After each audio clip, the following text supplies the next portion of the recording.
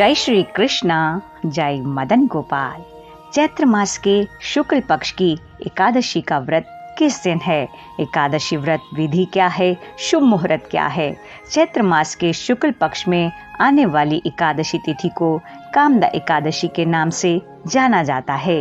कामदा एकादशी का व्रत सभी प्रकार के पापों को नष्ट करने वाला है। जिस प्रकार से अग्नि काष्ठ को जलाकर भस्म कर देती है, ठीक उसी प्रकार से कामदा एकादशी के व्रत के प्रभाव से सभी प्रकार के पाप नष्ट हो जाते हैं। आप सभी को कामदा एकादशी व्रत की हार्दिक शुभकामनाएं। आप सभी के जीवन में श्री लक्ष्मी नारायण की कृपा बनी रहे। एकादशी का व्रत प्रत्येक मास में 2 बार आता है, कृष्ण पक्ष और शुक्ल पक्ष। जी हाँ, इस बार की एकादशी शुक्ल पक्ष की है। इस एकादशी व्रत में माता लक्ष्मी और श्री हरि विष्णु जी की पूजा की जाती है। जो एकादशी व्रत का नियम लेते हैं, उन्हें दशमी तिथि से ही एकादशी व्रत के नियम को धारण करना चाहिए। एकादशी तिथि में चावल का सेवन बिल्कुल निषेध है। जो बालक, वृद्ध और रोगी व्रत नहीं रख सकते हैं, उन्हें एकादशी के दिन तो चावल का भी सेवन नहीं करना चाहिए। संयम पूर्वक एकादशी व्रत को धारण करें। एकादशी तिथि के दिन हो सके तो अधिक से अधिक जप करें, मौन रखें और श्री हरि विष्णु के सहस्त्र नाम स्तोत्र का पाठ यदि हम करते हैं तो वह विशेष फलदायी होता है। आइए जानते हैं चैत्र मास के शुक्ल पक्ष की एकादशी का शुभ मुहूर्त। एकादशी तिथि प्रारंभ 12 अप्रैल 2022 दिन मंगलवार सुबह 4:31 पर प्रारंभ हो रही है। एकादशी तिथि समाप्त होगी 13 अप्रैल 2022 दिन बुधवार को सुबह 5:02 पर। सूर्योदय व्यापनी जो समय प्राप्त हो रहा है वो है 12 अप्रैल 2022 मंगलवार को। जी हाँ, कई जो मत के पंथ के लोग हैं वो इस दिन भी एकादशी रखेंगे। कामदा एकादशी का व्रत 12 अप्रैल को भी रखा जाएगा और जो वैष्णव मत के अनुयायी हैं वह एकादशी व्रत 13 अप्रैल 2022 बुधवार को रखेंगे, क्योंकि इस दिन एकादशी द्वादशी तिथि के संयुक्त है और वैष्णव मत में माना गया है जो द्वादशी युक्त एकादशी होती है उसी दिन वे व्रत रखते हैं। तो 12 अप्रैल और 13 अप्रैल दोनों ही तिथि में व्रत माना जाएगा। कामदा एकादशी व्रत कथा। युधिष्ठिर ने पूछा, वासुदेव आपको नमस्कार है, कृपया आप यह बताइए कि चैत्र मास के शुक्ल पक्ष में किस नाम की एकादशी होती है? भगवान श्री कृष्ण बोले, राजन एकाग्रचित होकर यह पुरातन कथा सुनो, जिसे वशिष्ठ जी ने राजा दिलीप के पूछने पर कहा था। दिलीप ने पूछा, भगवान मैं एक बात सुनना चाहता हूँ, चैत्र मास के शुक्ल पक्ष में किस नाम की एकादशी होती है? वशिष्ठ जी बोले, राजन चैत्र मास के शुक्ल पक्ष में कामदा नाम की एकादशी होती है। वह परम पुण्यमयी है। पाप रूपी ईंधन के लिए तो वह दावानल ही है। प्राचीन काल की बात है, नागपुर नाम का एक सुंदर नगर था जहाँ सोने के महल बने हुए थे। उस नगर में पुंडरीक आदि महाभयंकर नाग निवास करते थे। पुंडरीक नाम का नाग उन दिनों वहाँ राज्य करता था। गंधर्व, किन्नर और अप्सराएं भी उस नगरी का सेवन करती थी। वहाँ एक श्रेष्ठ अप्सरा थी जिसका नाम ललिता था। उसके साथ ललित नाम वाला गंधर्व भी था। वे दोनों पति पत्नी के रूप में रहते थे। दोनों ही परस्पर काम से पीड़ित रहा करते थे।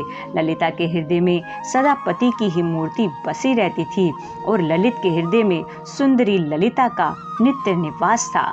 एक दिन की बात है, नागराज पुंडरीक राजसभा में बैठकर मनोरंजन कर रहा था। उस समय ललित का गान हो रहा था, किंतु उसके साथ उसकी प्यारी ललिता नहीं थी। गाते गाते उसे ललिता का स्मरण हो आया, अतः उसके पैरों की गति रुक गई और जीभ लड़खड़ाने लगी। नागों में श्रेष्ठ करकोटक को ललित के मन का संताप ज्ञात हो गया, अतः उसने राजा पुंडरीक को उसके पैरों की गति रुकने और गान में त्रुटि होने की बात बता दी।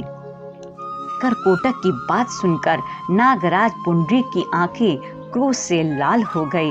उसने गाते हुए कामातुर ललित को शाप दिया, दुर्बुद्धे, तू मेरे सामने गान करते समय भी पत्नी के वशीभूत हो गया, इसलिए राक्षस हो जा। महाराज पुंडरीक के इतना कहते ही वह गंधर्व राक्षस हो गया। भयंकर मुख, विकराल आंखें और देखने मात्र से भय उपजाने वाला रूप, ऐसा राक्षस होकर वह कर्म का फल भोगने लगा। ललिता अपने पति की विकराल आकृति देख मन ही मन बहुत चिंतित हुई। भारी दुख से वह कष्ट पाने लगी।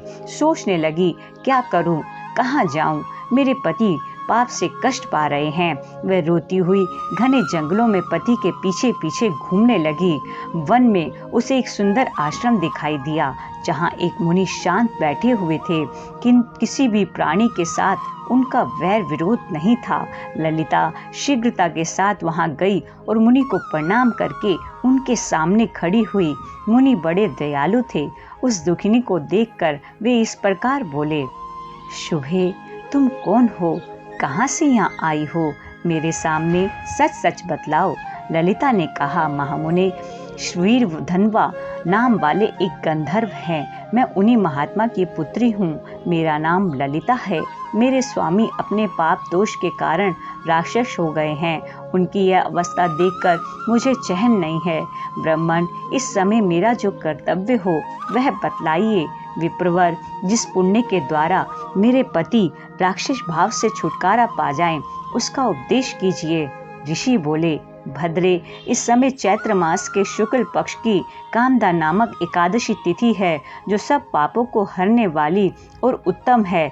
तुम उसी का विधि पूर्वक व्रत करो और इस व्रत का जो पुण्य हो उसे अपने स्वामी को दे डालो।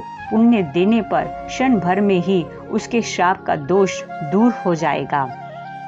राजन, मुनि का यह वचन सुनकर ललिता को बड़ा हर्ष हुआ।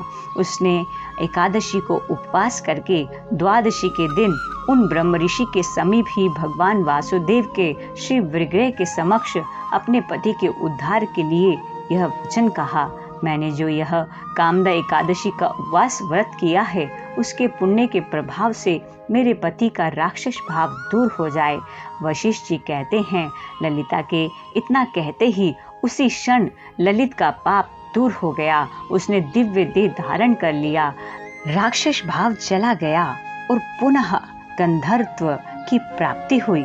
नृपश्रेष्ठ, वे दोनों पति पत्नी कामदा के प्रभाव से पहले की अपेक्षा भी अधिक सुंदर रूप धारण करके विमान पर आरूढ़ होकर अत्यंत शोभा पाने लगे।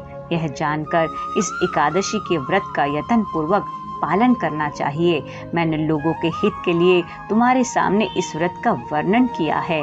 कामदा एकादशी ब्रह्म हत्या आदि पापों तथा पिशाचत्व आदि दोषों का नाश करने वाली है। राजन, इसके पढ़ने और सुनने से वाजपेयी यज्ञ का फल मिलता है। जी हाँ, आप सभी इस एकादशी व्रत को सुनकर अवश्य और भी अपने परिजनों को इस वीडियो को शेयर कीजिएगा, ताकि सभी यह एकादशी व्रत की महिमा को जान सकें और पहचान सकें। जय श्री कृष्णा, जय मदन गोपाल, जय मदन गोपाल। गोविंद की प्यारी एकादशी, भक्तों की प्यारी एकादशी, हरि से है मिलाती एकादशी, पापों को मिटाती एकादशी, एकादशी, एकादशी।